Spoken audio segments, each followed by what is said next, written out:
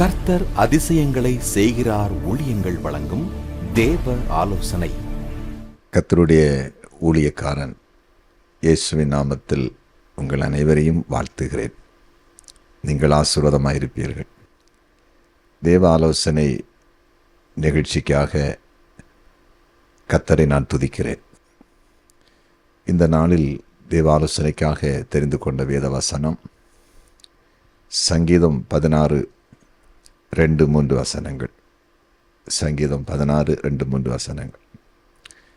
என் நெஞ்சமே, நீ கர்த்தரை நோக்கி, தேவரீர் என் ஆண்டவராயிருக்கிறீர்.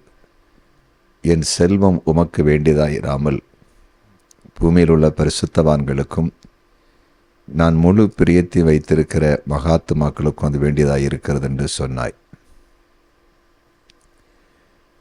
இன்றைய தேவ ஆலோசனையின் தலைப்பு செல்வம் எதற்கு?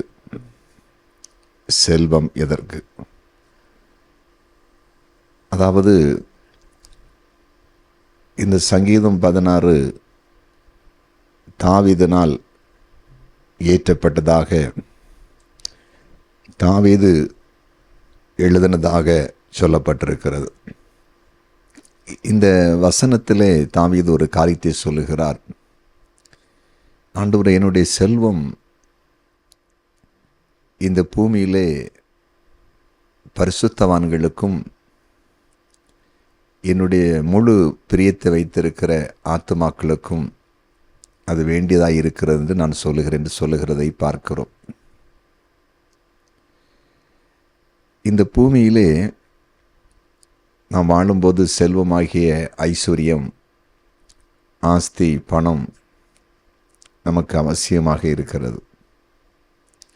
செல்வம் இல்லை என்று சொன்னால், அதாவது பணம் இல்லை என்று சொன்னால், இந்த பூமியிலே நாம் எதையும் சாதித்துவிட முடியாது என்று தான் சொல்ல முடியும். நம்முடைய அடிப்படை காரியங்கள் நடக்க வேண்டும் என்றாலே செல்வம் நமக்கு அவசியம். ஆனால் ஆண்டவரை ஏற்றுக்கொண்டிருக்கிற ஒவ்வொருடைய வாழ்க்கையிலும்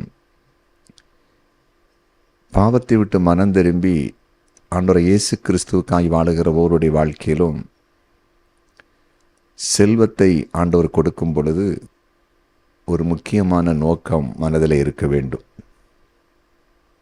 எனக்கு ஆண்டவர் கொடுக்கிற செல்வம் இந்த பூமியிலே வாழுகிற பரிசுத்தவான்களுக்கு பயன்படுவதற்கு நான் அர்ப்பணிப்பேன்னு சொல்லி ஒரு அர்ப்பணிப்பு இருக்கணும்.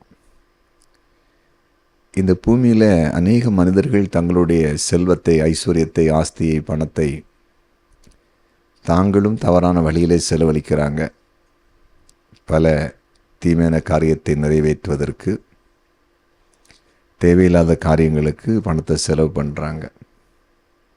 சிலர் அதிகமாக சம்பாதித்து செல்வத்தை, அதாவது சம்பாதித்து தேவையில்லாத ஆட்களுக்கு கொடுக்குறாங்க. குடிக்கிறவங்களுக்கு, அதாவது மது பிரியர்களுக்கு, சிகரெட் பிடிக்கிறவங்களுக்கு, இன்னும் பல காரியங்களுக்கு, இந்த பூமியிலே மற்றவங்களை கெடுக்கிற காரியத்திற்கு, அழிவுகளை உண்டாக்குற காரியத்துக்கு செலவு பண்ணுவதற்கு கொடுக்குறாங்க. கர்த்தருடைய பிள்ளைகளாகிய நாம் அப்படி இருக்கக்கூடாது. பரிசுத்தவான்கள், அதாவது ஆண்டவராகிய இயேசு கிறிஸ்துவை ஏற்றுக்கொண்டு பாவத்தை விட்டு மனம் திரும்பி அநியாயத்தின் மேல் வெறுப்போடு வாழுகிற, அதாவது அநியாயம் செய்யாமல் வாழுகிற நீதிமான்கள், இன்னும் தங்களுடைய ஆவி, ஆத்தும, சரீரத்தை தீட்டுப்படுத்தாமல் வாழுகிற பரிசுத்தவான்கள் அநேகர் உண்டு. அவர்களை அடையாளம் கண்டுபிடித்து அவங்களுடைய குறைவில் உதவி செய்யணும். அவங்களுடைய குறைவில் உதவி செய்யணும்.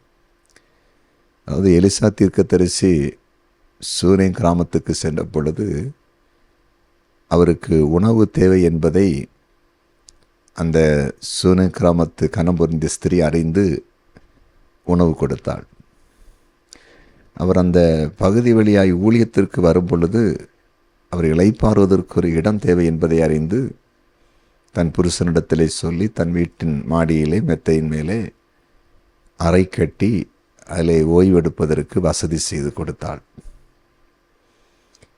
இது எதை குறிக்குதுன்னா, அந்த பரிசுத்தவானுக்கு தேவ மனிதனுக்கு அடிப்படையாக என்ன தேவை இருக்கிறதை அறிந்து செய்தார்.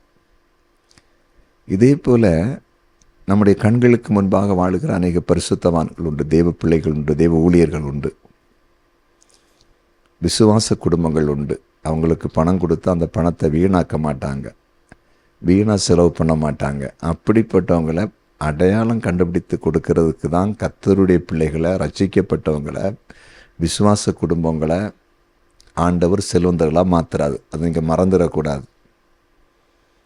பெருமைக்காகவும் புகழுக்காகவும் வரவுக்கு மிஞ்சி செலவு பண்ணுற ஆட்களுக்கு கொடுக்கறதுக்கு அல்ல. அப்படி தான் நீங்கள் இதுக்கு மேல் தவறு செய்து தந்தீங்கன்னா இன்றைக்கி அதை ஸ்டாப் பண்ணுங்க. ஏன்னா அது கூட உங்கள் வாழ்க்கையில் ஆசீர்வாத குறை உண்டாதற்கு காரணமாக இருக்கும். சரியா? சில ஆட்கள் சொல்லுவாங்க, பிச்சை போட்டாலும் பாத்திரம் அரிஞ்சு பிச்சை போடுன்னு சொல்லுவாங்க. அது கர்த்தருடைய பிள்ளைகளுக்கு தெரியணும். செலவு பண்ணுறதுக்கும் தெரியணும், நல்ல வழியில் யாருக்கு செலவு பண்ண கொடுக்கணுங்கிறதும் தெரியணும். அது நல்லா புரிந்து கொள்ளணும். ரெண்டாவது பவுல் சொல்கிறாரு, நான் என்னுடைய முழு பிரியத்தை வைத்திருக்கிற ஆத்துமாக்களுக்கு நான் செலவழிக்க அதை விரும்புகிறேன் செல்வத்தை அப்படின்னு. ஆத்தும ஆதாயத்திற்கு, ஆத்துமா என்றால் அதாவது அழிந்து கொண்டிருக்கிற ஆத்துமாக்கள், ஆண்டவர் இயேசு கிறிஸ்துவை ஏற்றுக்கொள்ளாமல் பாவத்தை விட்டு மனம் திரும்பாமல் நரகத்தை நோக்கி ஓடிக்கொண்டிருக்கிறதுல ஒரு கூட்டம். ஏன்னா இயேசு சொன்னார், மனம் திரும்புங்கள், பரலோக ராஜ்யம் சமீபத்திருக்கிறேன்னு சொன்னார்.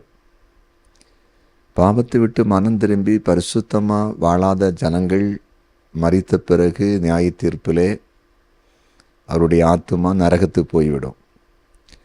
அப்போ என்ன செய்யணும்? நம்ம இந்த பூமியில் இந்த ஜனங்கள் வாழும் பொழுது மனம் திரும்புவதற்கு ஏதாவது செய்யணும். அப்படின்னா காஸ்பல் அறிவிக்கணும், சுவிசேஷம் அறிவிக்கணும். அதுக்கு நிறைய செலவுகள் உண்டு. அந்த செலவை யார் பொறுப்பெடுக்கிறது? செல்வந்தர்கள், செல்வம் இருக்கிறவர்கள். அதற்கு தான் ஆண்டவன் செய்கிறாரு, கொடுக்குறாரு. அப்போது ஆண்டு நமக்கு செல்வத்தை கொடுக்க கொடுக்க, ஆஸ்தியை கொடுக்க கொடுக்க, ஐஸ்வர்யத்தை கொடுக்க கொடுக்க, நீங்கள் ஆராதிக்கிற சபையோடு இணைந்து சுவிசேஷத்தை கொண்டு போகிறதுக்கு வலது கை கொடுப்பது இடது கைக்கு தெரியாதபடிக்கு செலவு பண்ண படிக்கணும்.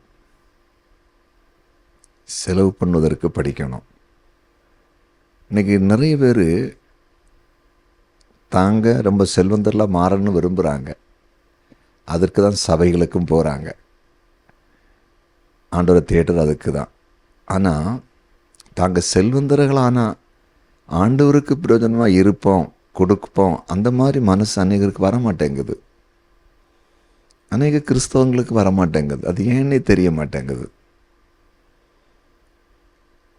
என்னுடைய வாழ்க்கையில் ஆண்டவர் என்னை ஊழியத்துக்கு அழைத்து பயன்படுத்த ஆரம்பித்த பிறகு, சபையை கொடுத்த பிறகு எனக்கு ஆண்டவர் கற்றுக் கொடுத்த ஒரு பாடம், ஆத்தும ஆதாயத்துக்கு தான் அதிகமாக நீ செலவு பண்ணணும்.